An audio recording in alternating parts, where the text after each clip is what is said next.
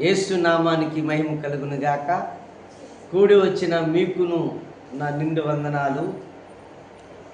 దేవుడు మహాకృపండి. మనం ఇలాగ ఆరాధించటం, ఇలా స్తుతించటం దేవుడిచ్చినటువంటి ఆధిక్యత అంటా నేను. దేవుడు మనకిచ్చిన ఈ ఆధిక్యతను వినియోగించుకుంటూ ఉన్నాం. చాలామందికి అవకాశం లేదు, వినియోగించుకోలేకపోతూ ఉన్నారు. దేవుడు ఒక్కొక్క జీవితాన్ని ఆయన గొప్పగా ఆశీర్వదించాలని ఆశపడతాడు, ధన్యులుగా మార్చాలని ఆశపడతాడు, బ్లెస్డ్ పీపుల్గా ఉంచాలని ఆశపడతాడు. ఆయన ధన్యులు అవ్వాలంటే ఏమి చేయాలి? మనకు మనముగా ధన్యులు కాలేము. ఆయన చెప్పినట్టుగా చేస్తే ధన్యులం అవుతాం. బైబిల్ గ్రంథంలో చాలా విషయాలు ఉన్నాయి. చకచక నేనే చదివేస్తాను, మీరు చకచక రిసీవ్ చేసుకోండి. దేవుడు ఎలాంటి పరిస్థితుల్లో మనుషులను ధన్యులు చేస్తాడు. నా బైబిల్ చెప్తూ ఉంది. కీర్తనాకారుడు రచించిన 2వ అధ్యాయం 12వ వచనంలో ఒక అద్భుతమైన మాట రాసుంటది. నలగగొట్టుదువు కొండను పగలగొట్టినట్టు వారిని ఆయన కోపము త్వరగా రగులుకొనను, కుమారుని ముద్దు పెట్టుకునుడి, లేని ఎడల ఆయన కోపించెను, అప్పుడు మీరు త్రోవ తప్పి నశించెదరు. ఆయన ఆశ్రయించి వారందరూ ధన్యులు అని ఇక్కడ రాస్తుంది. నేను చెప్పాలనుకున్న మాట, సృష్టికర్తైన దేవుడిని మనం ముద్దు పెట్టుకోవాలి. ఉదయాన్నే లేచి తండ్రి అని హక్కును చేర్చుకోవాలి, ముద్దు పెట్టుకోవాలి. ఆయన ఆశ్రయించే ప్రజలట ధన్యులు. ఆశ్రయిస్తే ధన్యులం అవుతాం. కీర్తనకారుడు 33వ అధ్యాయం 12వ వచనం, యెహోవా తమకు దేవుడుగా గల జనులు ధన్యులు, ఆయన తనకు స్వాస్యముగా ఏర్పరచుకున్న జనులు ధన్యులు అని రాస్తుంది. సృష్టికర్తని ఎవరైతే దేవుడిగా స్వీకరిస్తారో వారు ధన్యులు. వారు దేవుడికి స్వాస్యముగా మారుతారు, అందుకే వారు ధన్యులు అవుతారు. సృష్టికర్తకి మనము సంపదగా మారుతాము, లేకపోతే సృష్టికర్త కుటుంబానికిగా మారుతాము. నా బైబిల్ ఇంకా మాట్లాడుతుంది. 84వ కీర్తన 4వ వచనం, నీ మందిరమునందు నివసించువారు ధన్యులు, వారు నిత్యము నిన్ను స్తుతించెదరు. దేవుని మందిరానికి ఎవరైతే వస్తారో వారందరూ ధన్యులు, వారు నిత్యము స్తుతిస్తారు. ఈ విషయాలను గమనించగలరు. అలాగే కొద్దిగా ముందుకు వెళ్తే 12వ వచనాన్ని కూడా గమనిస్తాం. సైన్యములకు అధిపతికి యెహోవా నీ యందు నమ్మిక ఉంచువారు ధన్యులు అని రాస్తుంది. ఎవరైతే దేవుని మీద నమ్మకం ఉంచుతారో వారు ధన్యులు, నమ్మకం లేని వారు ధన్యులు కాదు అని మనం గమనించాలి. 89వ కీర్తన 15వ వచనం ఇలా ఉన్నది. బైబిల్ గ్రంథం ఇలా మాట్లాడుతుంది. శృంగధ్వనులు నెరుగు ప్రజలు ధన్యులు, యెహోవా నీ ముఖక్రాంతిని చూసి వారు నడుచుకునుచున్నారు. దేవుని ముఖక్రాంతిని చూసి నడుచుకునే వారందరూ కూడా ధన్యులు. ఉదయాన్నే లేచి ఎవరి ముఖాలు చూసే కట దేవుడు ముఖాన్ని ఎక్కువగా చూసే అవకాశం మందిరంలో కనబడుతుంది. అందుకని ముఖమును చూసే వారందరూ కూడా ధన్యులు. నా బైబిల్ ఇలా మాట్లాడుతుంది. 106వ కీర్తన 3వ వచనం, న్యాయమును అనుసరించువారు ఎల్లవేళలా నీతిని అనుసరించి నడుచుకునేవారు ధన్యులు. న్యాయాన్ని ఎవరైతే అనుసరిస్తారో వారు ధన్యులు. అందరూ ధన్యులు కాదు. ఆ మతములో ఉన్నవారు ధన్యులు కాదు. కులములు కాదు ధన్యతను తీసుకొచ్చేది, మతము కాదు. దేవుణ్ణి ఎవరైతే ఆరాధిస్తారో, ఎవరైతే స్తుతిస్తారో, ఎల్లవేళలా నీతిగా ఎవరైతే ఉంటారో, యథార్థంగా ఎవరైతే ఉంటారో వారిని దేవుడు ధన్యులంటూ ఉన్నాడు. ఇంకా ముందుకు వెళ్తే 119వ కీర్తన 106వ కీర్తన లేక 119వ కీర్తన మనం గమనిస్తాం. యెహోవా ధర్మశాస్త్రం అనుసరించి నిర్దోషముగా నడుచుకుని వారు ధన్యులు అని రాసింది. ఎవరు ధన్యులట? నిర్దోషముగా జీవించేవారు, దోషములు చేసేవారు కాదు. నిర్దోషముగా ఉన్నవారందరూ కూడా ధన్యులు అని బైబిల్ గ్రంథం సెలవిస్తూ ఉంది. ఆ 2వ వచనము కూడా గమనిస్తాం. ఆయన శాసనములను గైకొనుచు పూర్ణ హృదయముతో ఆయన్ను వెదుకువారు ధన్యులు. ఎవరైతే దేవుడి శాసనాలు ఉంటాయి, ఆ శాసనాలను ఎవరైతే అనుసరిస్తారో ఆ పాటిస్తారో వారు ధన్యులు. వారు ధన్యులు. కుల శాసనాలు కాదు, మత శాసనాలు కాదు, వర్గ శాసనాలు కాదు, దేవుడి శాసనాలను ఎవరైతే అనుసరిస్తారో వారు ధన్యులవుతారు. వింటున్నాం. మీకు అందరికీ ధన్యవాదాలు. ఏమండి, మీరు ధన్యులు అవ్వాలి. మీ బ్రతుకు ధన్యం అవ్వాలి. మీ యొక్క జీవితమే ధన్యం అవ్వాలి. ధన్యం అవ్వాలంటే ఇప్పుడు చెప్తున్న మాటలన్నీ వినండి. వింటే బాగుపడతారు. నా బైబిల్ చెప్తుంది 128వ కీర్తన మొదటి మాట, యెహోవా యందు భయభక్తులు కలిగి ఆయన త్రోవల యందు నడుచుకున్న వారందరూ ధన్యులు. దేవుడు వాక్యం సెలవిస్తుంది. భయభక్తులు కలిగి ఎవరైతే దేవుని ఆరాధిస్తారో, దేవుడు చెప్పిన త్రోవలు నడుస్తారో, దేవుడు చెప్పిన ఆలోచనలు నడుస్తారో వారు ధన్యులు అంటుంది బైబిల్ గ్రంథం. ఇంకా ముందుకు వెళ్తే 144వ కీర్తన 15వ వచనం ఎలా మాట్లాడుతుంది? ఇట్టి స్థితి గల వారు ధన్యులు, యెహోవా తమకు దేవుడు గల జనులు ధన్యులు. ఏ స్థితి కలిగేవారు? దేవుడిని కలిగిన వారు, దేవుని స్తుతించేవారు, సృష్టికర్తను ఆరాధించేవారు, సృష్టికర్తను వెంబడించేవారు ఖచ్చితంగా ధన్యులవుతారు. ఎందుకంటే ఆయన వెలుగు వారి మీద పడుతుంది కాబట్టి, ఆయన ఆలోచనలు వీరిలోకి వస్తాయి కాబట్టి, ఆయన తలంపులన్నీ వీరిలోకి వస్తాయి కాబట్టి వీరు ధన్యులుగా మారుతారు. మనము ధన్యులు అవ్వాలంటే ఈరోజు ఆయన దేవుడినిగా స్వీకరించాలి. నా బైబిల్ అంటుంది, సామెతల గ్రంథము 3వ అధ్యాయము 18వ వచనం ఇలా మాట్లాడుతూ ఉంది. ఏముంది? జ్ఞానాన్ని అవలంబించే వారికి అది జీవవృక్షము, దాన్ని పట్టుకున్న వారందరూ ధన్యులు. ఎవరైతే జ్ఞానాన్ని పట్టుకుంటారో, జ్ఞానాన్ని అనుసరిస్తారో, జ్ఞానము కావాలని కోరుకుంటారో, జ్ఞానంగా బ్రతుకుతారో వారు ధన్యులు. అలాంటి బ్రతుకులు అనేక మందికి ఆదర్శంగా ఉంటాయి. జ్ఞానము గలవారు ధన్యులు. గమనిస్తున్నారు ప్రజలారా, వినండి. జ్ఞానము గలవారు ధన్యులు, దేవుణ్ణి ఆరాధించేవారు ధన్యులు, సృష్టికర్తను ఆరాధించేవారు ధన్యులు, సృష్టికర్త చెప్పిన శాసనాలను వెంబడించేవారు ధన్యులు, ఆయన ఆజ్ఞలు పాటించేవారు ధన్యులు, నీతి యథార్థతతో జీవించేవారు ధన్యులు. ఇన్ని విషయాలు మీకు దేవుడు చెప్తున్నాడు. ఎలా ధన్యులు అవ్వాలో దేవుడు నేర్పుతున్నాడు. నా బైబిల్ గ్రంథం అంటూ ఉంది, సామెతల గ్రంథము 8వ అధ్యాయం 32వ వచనం ఇలా ఉన్నది. కావున పిల్లలారా, నా మాట ఆలకించుడి, నా మార్గం అనుసరించు వారు ధన్యులు. ఎవరైతే ఆయన మాట వింటారో, ఆయన మాట ప్రకారం నడుస్తారో వారు ధన్యులు. అందరి మాట వింటాం, దేవుడి మాట మాత్రమే వినాం. అందరి మాట చేస్తాం, దేవుడి మాట చెప్పిందే చెయ్యం. దాని ద్వారా మనం ధన్యులం కాలేకపోతూ ఉన్నాం. ఈ రోజు నుంచి దేవుడు చెప్పిన మాట విందాం, ధన్యులమైపోదాం. ప్రియులారా, ఈ జీవితము ధన్యంగా మారాలి, ఆశీర్వాదకరంగా మారాలి. వీఆర్ బ్లెస్డ్ పీపుల్ అండ్ మనము గమనించాలి. ఈ భూమి మీద మనము ఆశీర్వదించబడిన ప్రజలుగా ఉండాలి. దేవుడు మాట్లాడుతూ ఉన్నాడు. నా బైబిల్ చెప్తుంది అదే 34వ వచనము కూడా, అనుదినము నా గడప యొద్ద కనిపెట్టుకొని, నా ద్వారబంధముల యొద్ద కాచుకొని, నా ఉపదేశం వినువారు ధన్యులు. ఏమనుంది? అనుదినము, ప్రతిరోజు దేవుడి గడపలోకి రావాలట. వారానికి ఒక్కసారి పెడితేనే కొంతమంది రావట్లేదు. ఈ బైబిల్ ఏం చెప్తుందంటే, అనుదినము నా గడప యొద్ద ఎవరైతే కాచుకుంటారో, నా గడపలోకి ఎవరైతే వస్తారో వారు ధన్యులు. డబ్బు ఉంటే ధన్యత కాదండి. కోట్లు డబ్బులు ఉంటే సడన్గా చచ్చిపోతాం. ధన్యత కాదు ఆ జీవితం. దేవుని గడపలో ఉండి చచ్చిపోతే అంతకన్నా గొప్ప ధన్యత మరొకటి లేదు. నా బైబిల్ అంటుంది కదా, అనుదినము నా గడప యొద్ద ఏమండి కనిపెట్టుకునట. కనిపెట్టుకోవాలి. దేవుడు ఆలయానికి ఎప్పుడు వెళ్దామా?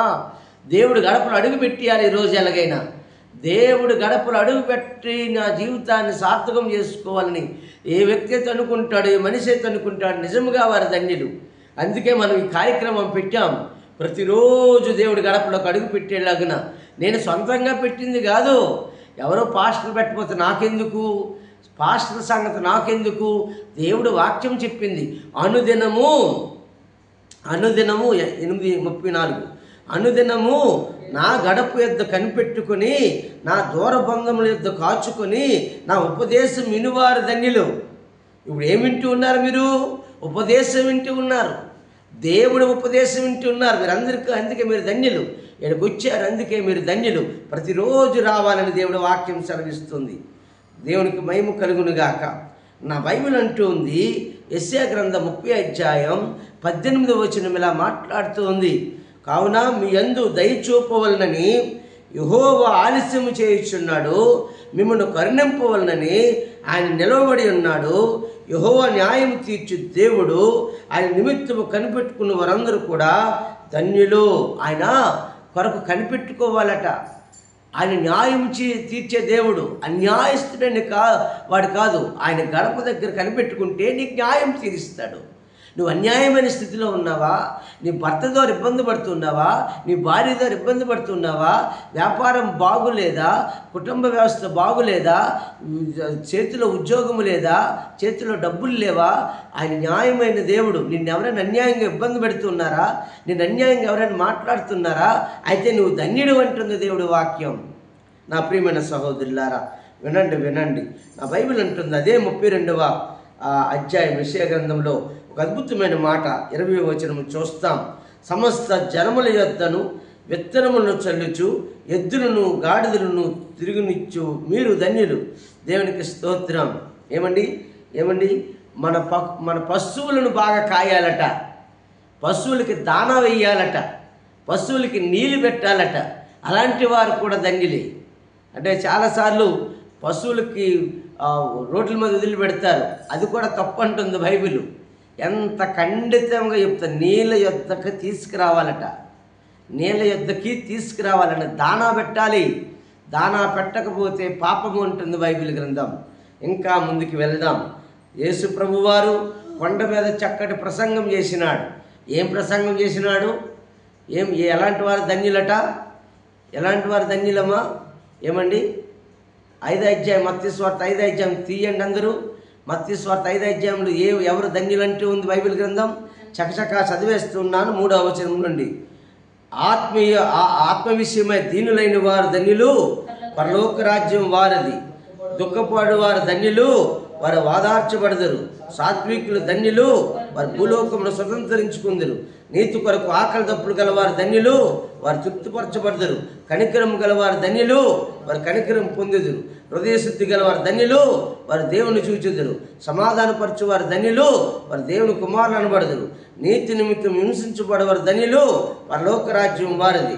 నా నిమిత్తం జనులు మిమ్మును నిందించి హింసించి మీ మీద అబద్ధముగా చెడ్డ మాటలల్లా పలుకున్నప్పుడు మీరు ధన్యులు అని మనము ఆ వచనాలన్నీ చూస్తా. ఇదంతా కూడా యేసు ప్రభువారు ప్రసంగం చేసినాడు కొండ మీద. ఎవర్రా ధన్యులంటే ఆత్మ విషయములో దీనులైన వాళ్ళట.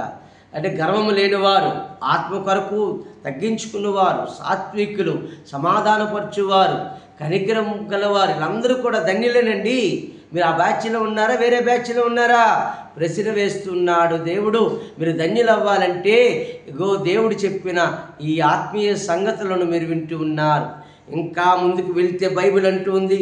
నా బైబిల్ గ్రంథం లోకాసు వార్త 6వ అధ్యాయం 20వ వచనంలో ఇలా మాట్లాడుతున్నాడు. అంతటా ఆయన తన శిష్యుల తట్టు పార చూసి ఇట్లను, బీదలైన వారు ధన్యులు, దేవుని రాజ్యం మీది. అబ్బా, దేవునికి మహిమ కలుగును గాక. ఎవరట? బీదలైన వారు ధన్యులట. అదేంటండి, ఇది ఎక్కడ ఘోరమండి అంటే, బీదలైనను నీతిగా జీవిస్తారే, బీదలైనను అదుపు తప్పకుండా ఉంటారే, బీదలైనను పాపం చేయకుండా ఉంటారే, బీదలైనను ఏ తప్పిదం చేయకుండా ఉంటారే, వారి జీవితము ధన్యం. కోటీశ్వరులను రాయలేదు ఇక్కడ. నీతిగా జీవిస్తే బీదలైనను వారు ధన్యులు. నా బైబిల్ ఇంకా మాట్లాడుతుంది.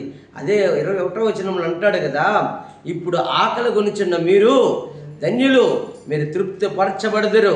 అప్పుడు ఏడ్చుచున్న మీరు ధన్యులు, మీరు నవ్వుతారు. ఇప్పుడు కొంతమందికి డబ్బు లేక ఇబ్బంది పడుతూ ఉన్నారు, ఏడుస్తూ ఉన్నారు. ఏంట్రా బాబు ఈ జీవితం ఎలాగైపోయింది ఏంట్రా అని. నువ్వు నీతి కొరకు ఆకలి దప్పుడుగా అయితే నువ్వు ధన్యుడువు. అక్కడ అంటుంది బీదలు దేవుని రాజ్యం, బీదలైన మీరు ధన్యులు, దేవుని రాజ్యం మీదే అంటూ ఉన్నాడు. ఆకలి కొనుచున్న మీరు ఇప్పుడు ధన్యులు, మీరు తృప్తిపరచబడతారు. ఏడ్చుచున్న మీరు ధన్యులు, మీరు ఏమీ లేక బాధపడుతున్నారా, మీరు ధన్యులు అంటుంది బైబిల్ గ్రంథం. అదే అధ్యాయం 22వ వచనం కూడా ఏమంటాడు?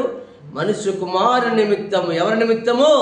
సృష్టికర్త దేవుడి నిమిత్తము, యేసుక్రీస్తు నిమిత్తము మనుషులు మిమ్మల్ని ద్వేషించి, వెలివేసి, నిందించి, మీ పేరు చెడ్డదని కొట్టివేయినప్పుడు మీరు ధన్యులు. యేసు ప్రభు నమ్ముకున్నందుకు ఎవరైనా మిమ్మల్ని తిట్టారనుకోండి, మీరు ధన్యులైపోయినట్టే. తిట్టేవారా, నీకు వందనాలు అన్నాను, తిరిగి తిట్టకూడదు. యేసు ప్రభు ఎందుకురా నమ్మావు పనికిమాలుడా అనొచ్చు. నువ్వు తెగ మా కులంలో ఎందుకురా పుట్టావని అనొచ్చు.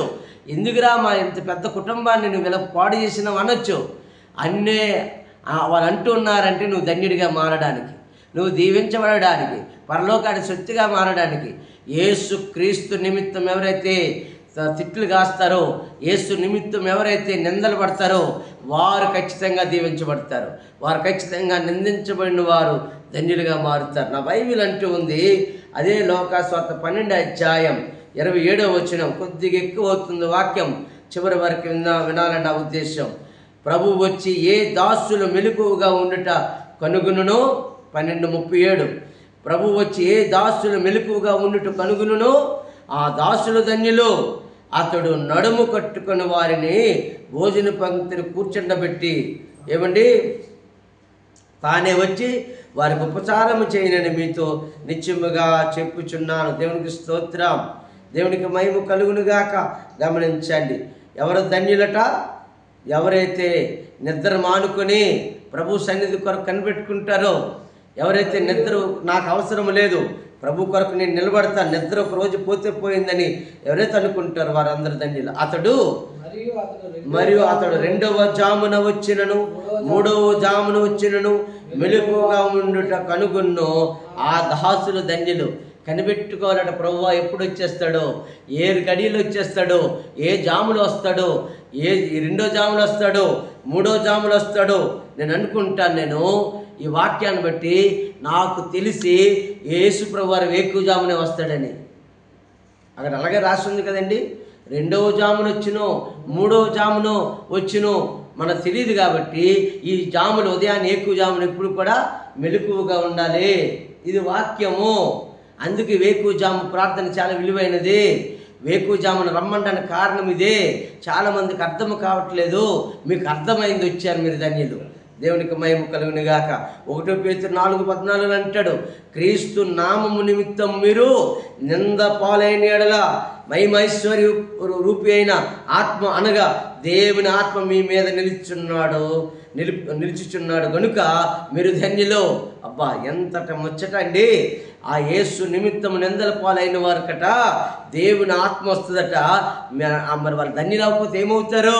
దేవునికి మహిమ కలుగునుగాక. నా బైబిల్ అంటూ ఉంది, ప్రకటన గ్రంథం 1:3 సమయము సమీపించినది గనుక ఈ ప్రవచన వాక్యమును చదువువాడును వాటిని విని ఇందులో రాయబడిన సంగతులను గైకొనివాడును ధన్యులు. దేవునికి మహిమ కలుగునుగాక. ఎవరైతే ఈ ప్రవచన వాక్యాలు వింటూ ఉన్నారో, ఈ దేవుని వాక్యాలు వింటూ ఉన్నారో, ఈ శ్రేష్టమైన వాక్యాలు ఎవరైతే వింటూ ఉన్నారో వారు ధన్యులు. సమీపిస్తుంది కాలం, దేవుడు రాకడ సమీపిస్తుంది. ఆయన సమీపిస్తుండగా మనం కూడా సమీపముగా మారాలంటే ప్రతిరోజు వాక్యాన్ని చదవాలి, ప్రతిరోజు దేవుని మందిరానికి రావాలి, ప్రతిరోజు దేవుని యొక్క ప్రార్థన చేయాలి. అలాంటి వారు ధన్యులు అంటుంది నా బైబిల్ అంటుంది. చివరిగా ముగించుకుందాం. ప్రకటన గ్రంథం 20వ అధ్యాయం 6వ వచనం అంటుంది, ఈ మొదటి పునరుద్ధానములో పాల్గొగలవారు ధన్యులను, పరిశుద్ధులయుందురు. ఇట్టి వారి మీద 2వ మరణంకు అధికారం లేదు. వీరు దేవునికి క్రీస్తుకి. దేవునికి మహిమ కలుగునుగాక. ఏమండి, ఈ మరణం 2వ మరణము తప్పించుకుంటాం. 2వ మరణం తప్పించుకుంటే ధన్యతే కదండి. 2వ మరణం అనగా మొదటి మరణం అందరికీ సంభవిస్తుంది. 2వ మరణం అనగా ప్రజలారా మరణము తర్వాత మనకు జీవితం ఇవ్వాలని ఆశపడుతూ ఉన్నాడు. అదేమిటంటే స్వర్గము, చావు లేని దేశము, చావు లేని ఊరికి వెళ్తాం మనం. అక్కడికి వెళ్ళాలంటే ఇక్కడ దేవుని ఆరాధించాలి. మరి అలా కాకపోతే చచ్చిపోతాము, నరకానికి వెళ్ళిపోతాం. అందుకే భూమి మీద ఉంటుండగానే సృష్టికర్త ఎవరో తెలుసుకొని ఆయన ఆరాధించి ఈ జీవితాన్ని సార్థకం చేసుకుంటే మీరు ధన్యులు, లేకపోతే అన్యాయం అయిపోతాం. 22వ అధ్యాయం 14వ వచనం చివరిగా చదువుతూ ఉన్నాను. జీవవృక్షమునకు హక్కు గలవారై గుమ్మముల గుండా ఆ పట్టణములోనికి ప్రవేశించినట్లు తమ వస్త్రములు ఉదుకుకుని వారు ధన్యులు. దేవునికి స్తోత్రం. ఆ గుమ్మములో ప్రవేశించాలంటే మనం ఎప్పుడూ కూడా పరిశుద్ధతతో కూడిన జీవితాన్ని, ఆ పరిశుద్ధ వస్త్రము ధరించుకోవాలి. ఎప్పుడు కూడా ఆ వస్త్రము ధరించుకున్న వారందరూ ధన్యులు. వారి పరలోకానికి వెళ్తారు. వారి జీవితాల్లో ఒక నూతన కార్యం జరుగుతుంది. యేసు నామములో వందనాలు.